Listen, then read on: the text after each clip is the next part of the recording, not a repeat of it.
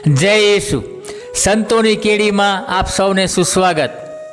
2 તિમોથી 4:2 શુભ સંદેશની ઘોષણા કરજે અને સમય અનુકૂળ હોય કે પ્રતિકૂળ એમાં જ મંડ્યો રહેજે। અસત્યનું ખંડન કરજે, લોકોને ભૂલો બતાવજે અને પ્રોત્સાહન પણ આપજે અને ધીરજપૂર્વક ધર્મોપદેશ આપતો રહેજે। આજે 26મી જાન્યુઆરી 2026 તિમોથી અને તીતસ જે ધર્માધ્યક્ષો હતા તેઓના તહેવારની ધર્મસભા આજે ઉજવણી કરે છે। તિમોથી સંત પાઉલના પ્રિય શિષ્ય હતા। પિતા ગ્રીક અને માતા યહૂદી હતા। સંત પાઉલની પ્રથમ મિશનરી યાત્રા દરમિયાન તિમોથીએ ખ્રિસ્તી ધર્મશ્રદ્ધા અપનાવી। સંત પાઉલના સંનિષ્ઠ સહકાર્યકર હતા અને કરિન્થમાં શુભ સંદેશના પ્રચાર અર્થે મોકલે છે। પાઉલના જેલવાસ દરમિયાન તિમોથીએ તેમની વધુ નજીક રહી તેમને ટેકો આપ્યો। તેમણે એફેસસમાં પણ કાર્ય બજાવ્યું અને ત્યાં તેઓ અવસાન પામ્યા। તીતસ વિધર્મી કુટુંબના હતા અને તેમણે સંત પાઉલની પ્રથમ મિશનરી યાત્રા દરમિયાન ખ્રિસ્તી ધર્મશ્રદ્ધાનો સ્વીકાર કર્યો।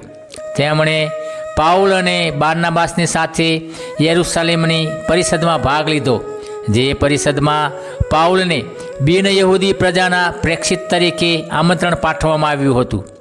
તીતસમાં વિશ્વાસ મૂકી પાઉલ કરિન્થ અને તેમની વચ્ચે શાંતિ સ્થાપવા મધ્યસ્થી તરીકે ભૂમિકા ભજવવા તીતસને વિનંતી કરે છે। તીતસ ક્રેતના ધર્મસંઘના ઉપરી નિમાયા। ક્રેતમાં જ તેઓ અવસાન પામ્યા। તિમોથી અને તીતસ બંને પાઉલના સંનિષ્ઠ સહકાર્યકરો હતા। શુભ સંદેશના પ્રચાર અર્થે તેઓએ અદમ્ય ઉત્સાહ દાખવ્યો। સંત પાઉલ સતત તેમને પ્રેરણા આપી પ્રેક્ષિત કાર્યમાં પ્રોત્સાહિત કરતા। આપણે સૌ સાથે મળીને પ્રાર્થના કરીએ।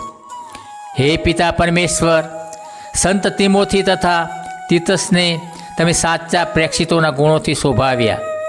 એમની વિનંતીઓને લક્ષ્યમાં લઈને અમને આ સંસારમાં ભક્તિ અને ધર્મપરાયણ જીવન જીવવા સહાય કરો ને અંતે અમને સ્વર્ગના અમારા સાચા વતનમાં લઈ જઈ વસાવો।